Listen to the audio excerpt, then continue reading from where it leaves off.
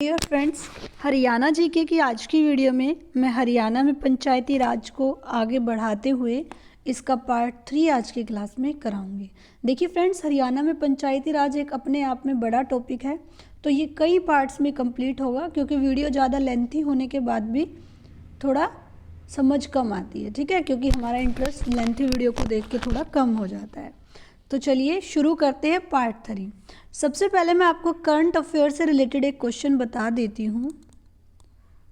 वो क्या है कि हरियाणा भारत का पहला राज्य बना है। कैसा पहला राज्य बना है? जिसमें सरपंच को राइट टू रिकॉल के द्वारा हटाया जा सकता है, यानी कि अविश्वास प्रस्ताव पारित करके सरपंच को हटाया जा सकता है। ऐसा करने वाला हरियाणा भारत का पहला राज्य बना है। हरियाणा भारत का पहला राज्य बना। किस लिए बना?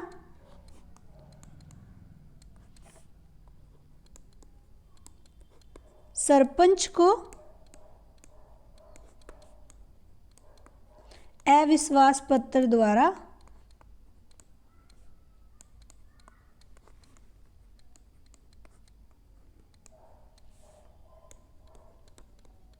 यहाँ हटाया जा सकता है। ऐसा करने वाला हरियाणा भारत का पहला राज्य बना है। ठीक है फ्रेंड्स, चलिए आगे बढ़ते हैं।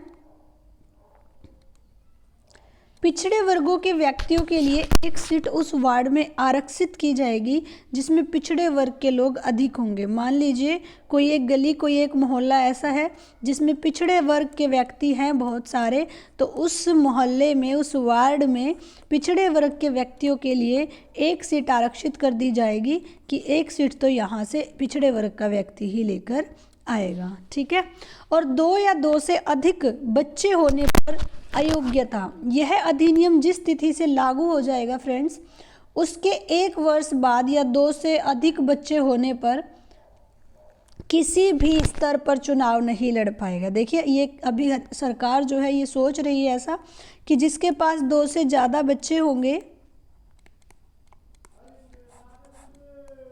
वो अयोग्य हो जाएगा, चाहे ना वो पंचायत के इलेक्शन लड़ पाएगा, ना पंचायत समिति के, ना ही जिला परिषद के। यह अधिनियम जिस दिन भी लागू हो जाएगा, उस अधिनियम के लागू होने के तुरंत बाद, अभी ये लागू नहीं हुआ है, जैसे ही ये लागू होगा उसके बाद जिसके पास 1 या 1 से ज़्यादा बच्चे हैं तो उनको इलेक्शन लड़ने की अनुमति नहीं दी जाएगी। बात करूँ अगर कार्यकाल की, तो मैंने आपको बताया था कि जो हमारे तीनों ही सत्र हैं इनके कार्यकाल की अवधि फ्रेंड्स 5 वर्ष होती है।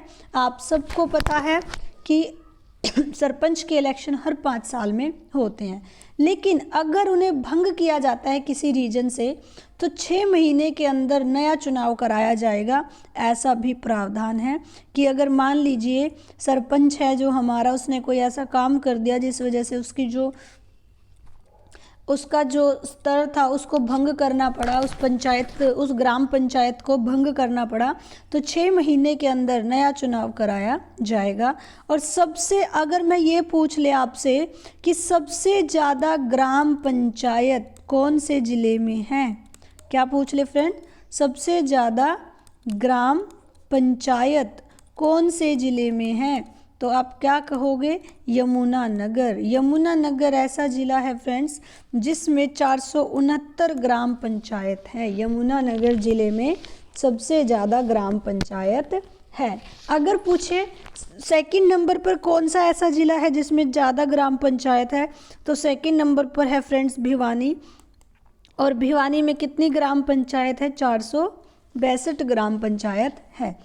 और अगर ये पूछ ले कि बिल्कुल सबसे कम ग्राम पंचायत कौन से ज़िले में है, तो फ्रेंड्स रोहतक ऐसा ज़िला है जिसमें सबसे कम ग्राम पंचायत है। कितनी है फ्रेंड्स? 152 है। अगर बात करूँ सेकंड नंबर पर ऐसा कौन सा है जिसमें कम है, तो सेकंड नंबर पर है फ्रेंड्स पंचकुला। और पंचकुला में कितनी ग्राम पंचायत है? 162 ग्राम पंचायत है। ठीक है फ्रेंड्स, तो अगर आपसे सबसे ज़्यादा ग्राम पंचायत पूछ ले तो आपको बताना है यमुनानगर। अगर आपसे सेकंड नंबर पर ज़्यादा पंचायत पूछ ले, ग्राम पंचायत कौन से ज़िले में है, तो आपको बताना है भिवानी। और अगर आपसे सबसे कम ग्राम पंचायत पूछ ले तो आपको बताना है रोहतक, और सेकंड नंबर पर सबसे कम पूछ ले तो आपको क्या बताना है, पंचकुला। ठीक है, और इनकी संख्या कितनी है, यहाँ 469 है, और यहाँ पे 462 है, और यहाँ पे 152 है, और यहाँ पे 162 है। ठीक है, ये 469 469 कहाँ है, यमुनानगर पे। चलिए आगे चलते हैं। अगर आपसे क्वेश्चन ऐसे पूछ ले फ्रेंड्स कि ऐसा कौन सा जिला है जिसमें पंचायत समिति ज़्यादा है, तो फ्रेंड्स सोनीपत, सिरसा और जींद, ये 3 ऐसे ज़िले हैं जहां पर पंचायत समिति की संख्या 7 है। यानी इन ज़िलों में पंचायत समिति कितनी है फ्रेंड्स, 7 है।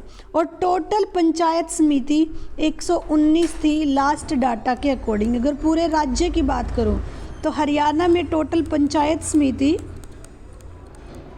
जो लास्ट डाटा काउंट हुआ था उसके अकॉर्डिंग कितनी थी, 119 थी। ये भी आपको याद रखना है, कई बार वो ऑप्शन में पूछ लेता है। ठीक है, चलिए अब हम आगे देखते हैं। अब हम इसमें करेंगे कि हरियाणा पंचायती राज अधिनियम 1994 जो आया था, पंचायती राज अधिनियम 1994, उसके मुख्य प्रावधान क्या थे। पंचायती राज 1994 के मुख्य प्रावधान मैंने मुख्य बिंदु कल की क्लास में पढ़ाए थे। आज की क्लास में मैं पंचायती राज 1994 का जो अधिनियम था उसमें क्या क्या मुख्य प्रावधान थे वो आपको कराने जा रही हूँ। तो देखिए, इसमें सबसे पहले मुख्य प्रावधान था ग्राम पंचायत। क्या है फ्रेंड्स, ग्राम पंचायत। तो चलिए ग्राम पंचायत के बारे में देखते हैं। ग्राम सभा की बैठक होगी धारा 11 के अकॉर्डिंग। ग्राम सभा की बैठक का वर्णन कौन सी धारा में है कि ग्राम सभा की बैठक, ग्राम पंचायत में ग्राम सभा की बैठक कौन सी धारा में आती है फ्रेंड्स, धारा 11 के अकॉर्डिंग। अब देखिए इसमें क्या क्या था कि ग्राम सभा की बैठक होगी साल में 2 बार। एक तो ये कहा गया कि हर साल में 2 बार ग्राम सभा की बैठक होनी अनिवार्य है, जरूर होनी चाहिए फ्रेंड्स। ग्राम सभा की बैठक क्या होती है, जिसमें हम गांव के जितने भी 18 साल से ऊपर जिनकी वोटर आईडी बनी है, यानी एक तरीके से जो ग्राम सभा के सदस्य होते हैं वो बैठकर अपनी अपनी बातें रखें। पंच जो होते हैं हमारे वार्ड्स के, वो हमारे उस मोहल्ले की बात रखें कि मेरे मोहल्ले में इस चीज़ की ज़रूरत है, वो बात सरपंच के सामने रखी जाए, फिर सरपंच उसको आगे लेकर जाए। ठीक है, एक और बात फ्रेंड्स, फिर कहा गया कि सावनी बैठक होगी। सावनी बैठक यानी सावन के महीने वाली बैठक। कब से कब तक, 15 नवंबर से 15 दिसंबर के बीच। यहाँ 15 नवंबर से 15 दिसंबर के बीच सावनी बैठक होगी। 2 तरीके की बैठक होगी। दूसरी बैठक क्या होगी, हावड़ी नहीं, हाड़ी बैठक। ये जो कहा ना कि 2 बार बैठक होगी, एक होगी 15 नवंबर से 15 दिसंबर के बीच, और एक होगी फ्रेंड्स 15 मई से 15 जून के बीच। देखिए आपको ये याद रखना है, क्यों, पेपर में आ जाता है कई बार कि सावनी बैठक किस समय से लेकर किस समय तक होती है। तो 15 नवंबर से 15 दिसंबर तक, और हाड़ी बैठक फ्रेंड्स 15 मई से 15 जून तक। अब देखिए, अगर कोई सरपंच ग्राम सभा की लगातार 2 बैठक नहीं कराता तो उसे पद से हटा हुआ माना जाता है, क्योंकि ये कहा गया है ना कि ग्राम सभा की बैठक साल में 2 बार होनी जरूरी है, अनिवार्य है। तो अगर मान लीजिए कोई सरपंच है जिसने साल में 2 बार बैठक नहीं कराई, तो मान लिया जाएगा कि वो अपने पद पर नहीं है, उसको पद से हटा हुआ मान लिया जाता है। और जब भी ग्राम सभा की बैठक होगी फ्रेंड्स, तो उसमें पंचों का होना बहुत ज़रूरी है। पंचों की सहमति के बिना भी कोई काम नहीं होगा। रीज़न क्या है पंचों के होने, अनिवार्य होने का मतलब, क्योंकि आप सबको पता है सरपंच तो हर वार्ड में जाकर हर ही गली हर मोहल्ले के बारे में पता नहीं कर सकता, लेकिन जो पंच होते हैं ना, जिस मोहल्ले का, जिस वार्ड का जो पंच है, उस मोहल्ले में किस चीज़ की कमी है, सड़क जो गली है वो अच्छी है या नहीं है, कोई टूट फूट तो नहीं हुई है, इन चीज़ों का ध्यान वही रखते हैं और अपनी बात को वो पंच ही रखेंगे उस पूरे मोहल्ले की तरफ से। ठीक है, तो इसीलिए उनका होना भी अनिवार्य है। तो ये तो था ग्राम सभा की बैठक कौन सी धारा में आता है फ्रेंड्स, धारा 11 में, और उसमें क्या क्या कहा गया। अब सेकंड हम करते हैं ग्राम सभा की बैठक का संचालन कैसे होगा। ग्राम सभा की बैठक का संचालन, सबसे पहली बात तो फ्रेंड्स कि ये कौन सी धारा में आता है, कौन सी धारा में ऐसा लिखा है, तो नियम 5 है, धारा वही 11 चली हुई है और नियम उसका कौन सा है, 5 है। अब इसमें क्या कहा गया कि ग्राम सभा की बैठक साधारण हो या विशेष हो, सभा क्षेत्र के किसी भी सार्वजनिक स्थान पर बुलाई जाएगी, यानी कि कहीं भी प्राइवेटली ये बैठक नहीं होगी कि किसी एक रूम के अंदर बैठ गए और वहीं पंच ने और सरपंच ने डिसाइड कर दिया, नहीं। ग्राम सभा की जो बैठक होगी उसमें क्या होगा, वो साधारण हो बैठक या विशेष हो, किसी भी सार्वजनिक स्थान पर, सार्वजनिक स्थान कौन सा होता है फ्रेंड्स, जहाँ कोई भी व्यक्ति आ जा सके। ठीक है, किसी भी सार्वजनिक स्थान पर यह बैठक होगी। बैठक में 15 दिन पहले नोटिस देना पड़ेगा, सरपंच को नोटिस भिजवाना पड़ेगा 15 दिन पहले, सभी पंचों को भी, और गांव में भी बताना पड़ेगा कि ग्राम 15 दिन पहले। ठीक है, ये बात आपको ध्यान रखनी है कि कितने दिन पहले नोटिस भिजवाना अनिवार्य है, 15 दिन पहले नोटिस भिजवाना अनिवार्य है। और राज्यसभा में जो धन विधेयक लाते हैं फ्रेंड्स, राज्यसभा में जब धन विधेयक आता है तो राज्यसभा के जितने भी सदस्य होते हैं उनको कितने दिन पहले नोटिस भेजना पड़ता है, उनको 14 दिन पहले नोटिस भेजना पड़ता है। तो इस चीज़ को आपस में मिक्स मत कर देना। अगर एग्जाम में राज्यसभा के बारे में पूछे कि कितना टाइम पहले धन विधेयक जो आता है नोटिस भिजवाना पड़ता है, तो 14 दिन पहले। लेकिन अगर ग्राम सभा की बैठक के लिए पूछे कि कितने दिन पहले नोटिस भिजवाना पड़ता है, तो 15 दिन पहले नोटिस भिजवाना पड़ता है। चलिए देखिए आगे देखते हैं। आगे जो प्रत्येक बैठक होती है उसमें कार्यकारी का क्रम कुछ इस प्रकार होगा कि सरपंच द्वारा पिछली बैठक की कार्यवाही पढ़कर सुनाई जाएगी। सबसे पहले तो क्या होगा, जैसे मान लीजिए कि बैठक बैठ गई है, अब उसमें क्या होगा, जो सरपंच होगा ना हमारा, सबसे पहले तो वो कि पिछली बैठक में क्या हुआ था, क्या क्या हमने बातें कही थी और उस पर क्या कार्यवाही हुई है, क्या वो काम पूरा हुआ नहीं हुआ, क्या क्या उसका क्या क्या काम थे, तो वो सब पहले वो पढ़कर सुनाएगा।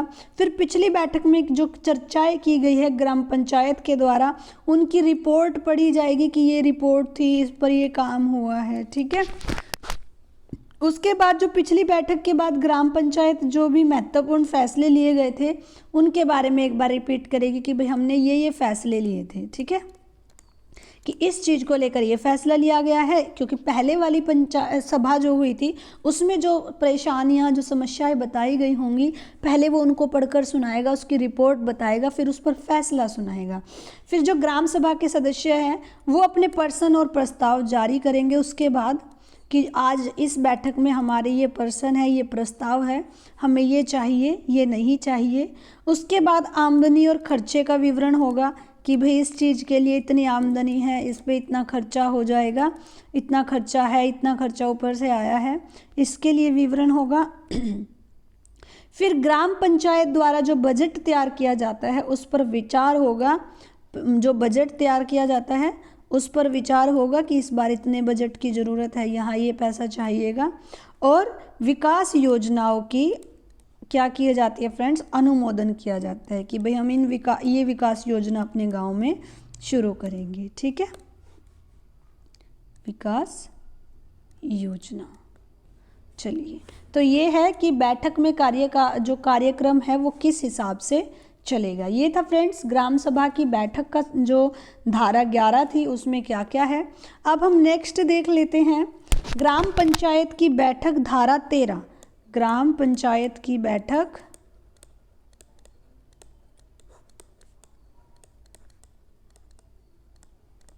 धारा 13 में क्या लिखा है, धारा 13। ठीक है, आपको ये ध्यान रखना है। वो क्या कर सकता है, मान लीजिए उसने ये एक लाइन उठा ली कि सावनी बैठक 15 नवंबर से 15 दिसंबर के बीच होगी, ये कौन सी धारा में आता है, तो ग्राम सभा की बैठक की धारा 11 में आता है। ऐसे आपको याद होना चाहिए। पहले जो हमने पढ़ी ग्राम सभा की बैठक थी, धारा 11 में आती है जो। अब हम करेंगे ग्राम पंचायत की बैठक, जो कि धारा 13 के अंदर आती है। अब जो ग्राम पंचायत की बैठक है फ्रेंड्स, उसमें क्या होता है कि अगर मान लीजिए सरपंच का पद खाली है, ठीक है, जो सरपंच है अगर उसका पद खाली हो जाता है, खाली होने पर क्या होगा, ग्राम सचिव द्वारा महीने में कम से कम 2 बार सार्वजनिक स्थान पर बैठक बुलाई जाएगी। मान लीजिए किसी रीजन से सरपंच का पद खाली है, तो किसकी सभा होगी, फिर किसकी बैठक होगी, क्योंकि बैठक तो हर साल में 2 बार बुलानी है। तो ग्राम पंचायत की जो बैठक होगी ना, वो ग्राम सचिव बुलाएगा। कौन बुलाएगा, ग्राम सचिव, जिसके लिए अभी हम तैयारी भी कर रहे हैं कि ग्राम सचिव के एग्ज़ाम आने वाले हैं, उसी लिए हम हरियाणा जीके और ये सब पढ़ रहे हैं। तो देखिए, उस समय पद पर काम करने वाले सरपंच सहित पंचों का बहुमत कोरम होगा। ठीक है, उस समय पर जो पद पर है पंच वगैरह, वो बहुमत देंगे कि हाँ हम हैं यहाँ पे और यहाँ पे ऐसे ऐसे बैठक हो रही है। और ग्राम पंचायत के फैसले बहुमत से लिए जाएंगे तथा मत बराबर होने पर अध्यक्ष को निर्णायक मत देने का अधिकार होगा। यानी कि अब ये नहीं है कि ग्राम पंचायत के फैसले सरपंच लेता है और वो डायरेक्ट हो जाएंगे। सरपंच जब पद खाली होगा तो जो पंच होंगे, जो सदस्य होंगे, उनके बहुमत पर फैसला लिया जाएगा। मान लीजिए मैंने कोई प्रश्न रखा और उस पर बहुमत हुआ, और मान लीजिए वहाँ पर 5 पंच हैं, ठीक है, मैं एग्जाम्पल के तौर पे मान रही हूँ, तो बहुमत होगा कि क्या कितने पंच उसके हाँ में वोट देते हैं और कितने पंच ना में वोट देते हैं। मान लीजिए 5 में से 3 ने हाँ में दे दिया और 2 ने ना में, तो क्या होगा, जो ज़्यादा बहुमत वाला होगा उसकी मानी जाएगी।